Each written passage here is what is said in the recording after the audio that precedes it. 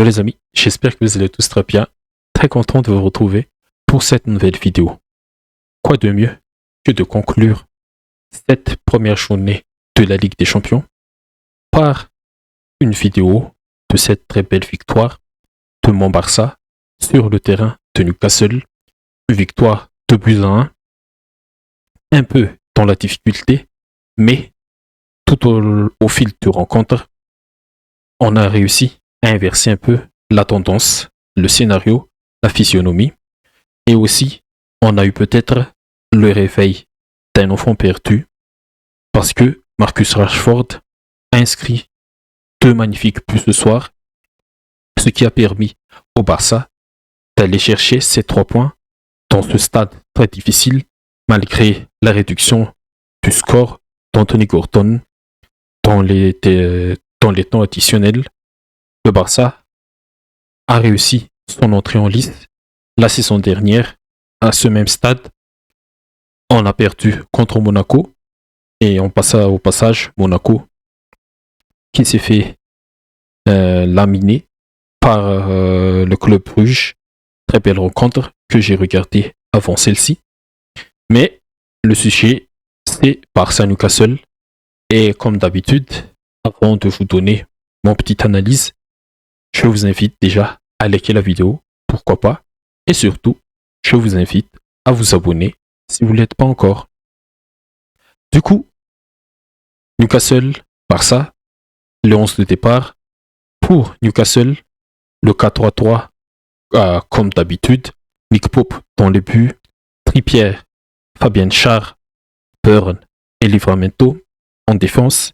Au milieu, les infatigables Joelinton, Tonali, Guimarães. Et en attaque, on a eu quand même la titularisation de Gordon à la pointe de ce trio avec Harvey Barnes et Elanga. Foltoma 2, la recrue phare, a débuté sur le banc. Pour le Barça, le 4-3-1, on connaît, mais il a fait quand même des questions sur la titularisation de De Jong et il était présent aux côtés de Pedri dans l'autre jeu. Juan Garcia, bien sûr, dans les buts. En défense, on a eu Aroro aux côtés de Koubarsi. Koundé, je pense que il a retrouvé sa place. Et Gérard Martin à gauche. Encore une fois, Balde n'est pas toujours apte.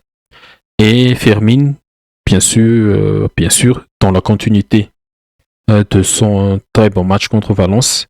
Et Rafinha, cette fois-ci, titularisé sur le côté droit. Et Marcus Rashford, le double buteur, à gauche. Et Lewandowski à la pointe de l'attaque. Et comme je dis dans ma vidéo un peu longue du prévu de ce match, j'ai dit que Newcastle, ils seront difficiles à bouger. Et surtout, dans ce stade-là, c'est un environnement très hostile pour les visiteurs parce que l'ambiance, il est présent.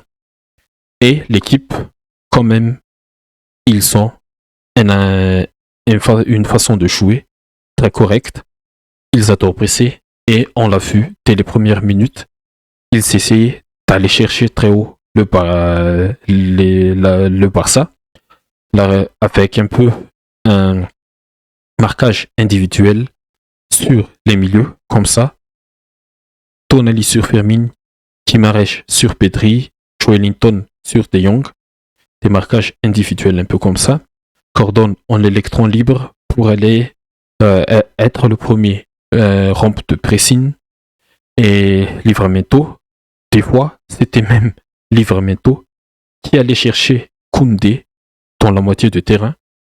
J'ai vu cette séquence-là, notamment en deuxième temps, et je l'ai dit, cette équipe, ils adorent presser leur adversaire et essayer de les asphyxier dans leur moitié de terrain, dans cette zone-là. Et pendant les 15 minutes, les 15 premières minutes, ils ont réussi à faire ce pressing-là, à contenir la relance des Barcelonais, même avec la qualité de Pedri, de De Jong au milieu pour orienter le jeu catalan. Barça n'a pas réussi à bien sortir le ballon de sa moitié de terrain Et même sur les longs ballons qu'on a essayé de chercher avec, désolé, les longs ballons qu'on a balancés vers Lewandowski ou Rafinha, Fabien Schär et Dan Burn étaient présents sur les duels aériens.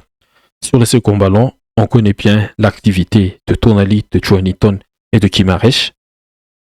Et c'était ça, Newcastle, pendant les 15 premières minutes, ils étaient très corrects dans leur façon de jouer et ils se sont quand même procuré pas mal d'occasions. On va voir un peu si, dans les 15 premières minutes, ils n'ont tiré qu'une fois, mais il y avait une grosse occasion de Barnes, mais très bel arrêt de Garcia sur cette occasion-là, très grosse occasion. Je pense que c'était là.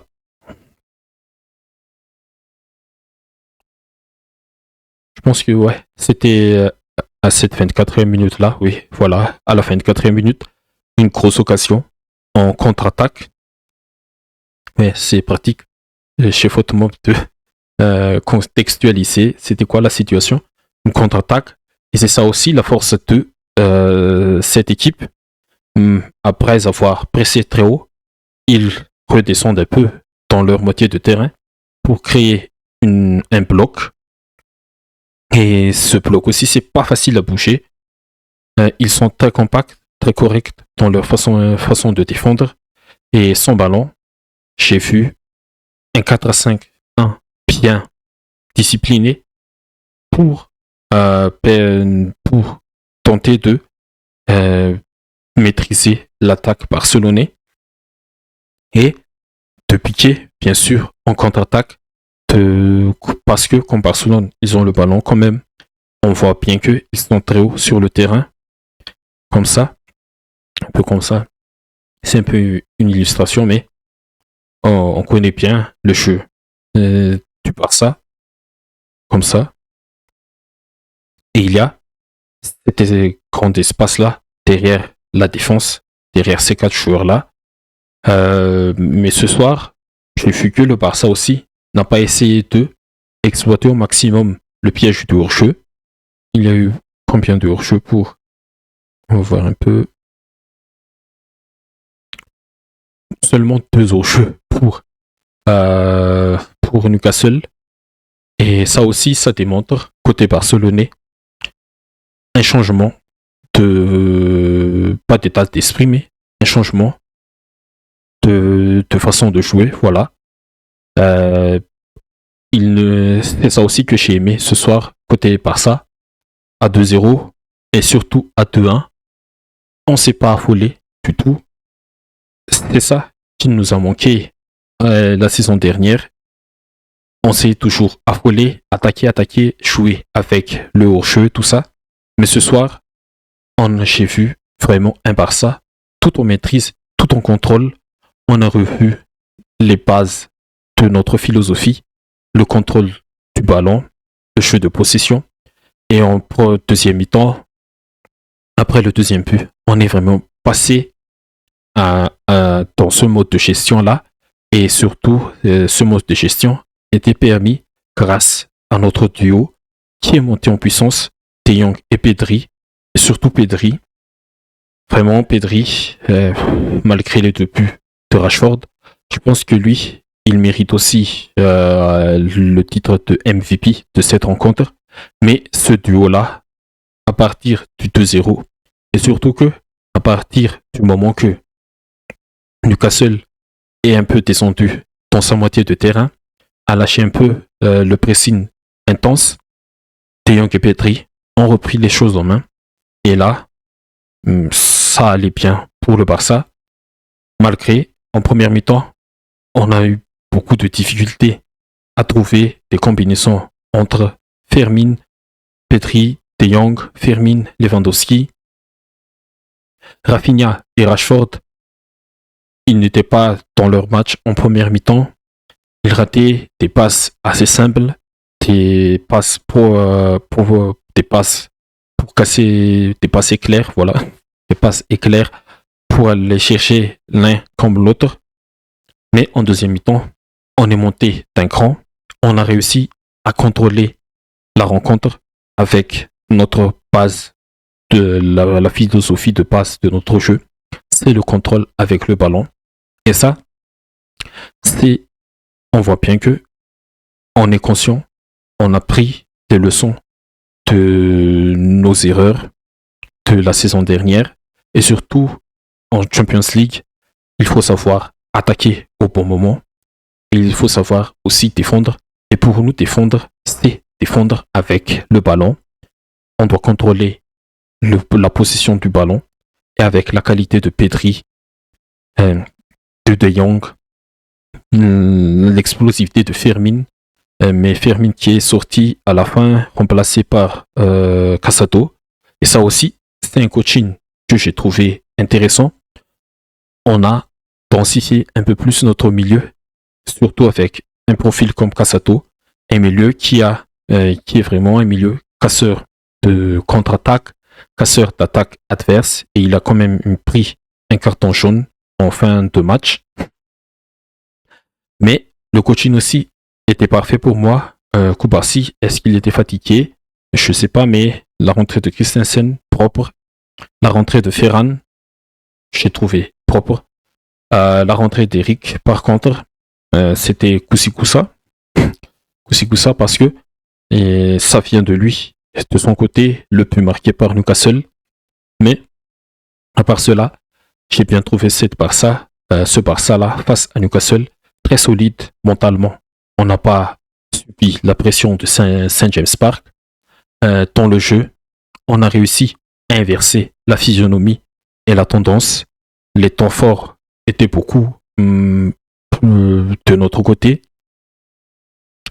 En deuxième mi-temps, les momentum, on n'a pas vraiment dominé la rencontre par contre, mais on a réussi à contrôler le tempo du match, c'est ça. Et ça fait du bien de commencer par une victoire, 2-1,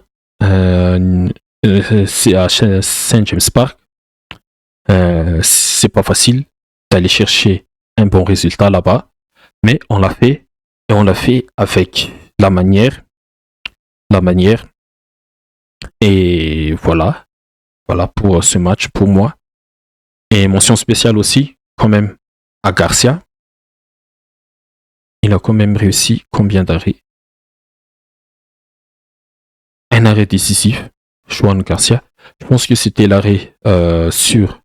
Non. Là, c'est 4 arrêts au total. Juan Garcia, ça fait du bien aussi d'avoir un gardien qui te donne de l'assurance, de la sérénité, du calme. Jeu au pied, il est bon. Sur ses parades, il a été très bon. Et ça, c'est depuis le début de la saison. Et surtout, dans les airs, dans les duels aériens, il anticipe très bien. Il sort quand il faut sortir. Et voilà. Et il reste sur sa ligne quand il faut rester. Et ça fait vraiment plaisir d'avoir un profil de gardien comme ça. Et j'espère que ça va continuer dans cette lancée-là pour lui aussi. Et pour terminer, bien sûr, notre double buteur, Rashford. Je pense que il faut exploiter sa palette. C'est pas vraiment un dribbleur, mais s'il faut courir, il saura le faire. Et surtout, le deuxième but qu'il a mis là, vraiment, qui que ce soit le gardien sur cette action, le gardien adverse, c'était impossible à arrêter. Et c'était par transversal rentrant. Magnifique but. La patte droite de Rashford, c'est aussi une arme très intéressante et il faut l'exploiter au maximum. Et voilà les amis, pour mon petite analyse, mon petit ressenti pour ce match entre Newcastle et le Barça. Très belle victoire, je le répète toujours, avec une manière différente, mais c'était ce qu'il fallait faire, je pense, ce soir. Et on commence bien aussi notre campagne. Et dans les autres matchs là, j'ai vu Bruges-Monaco. Bruges, une équipe très intéressante à regarder. Il propose quelque chose de beau aussi à regarder. 4-1 contre Monaco. Copenhague et Ferguson. Un coup franc magnifique de Grimaldo. Un Francfort qui est trick à la Galatasaray. Man City qui s'impose 2-0 contre le Napoli. Mais un Napoli réduit à 10.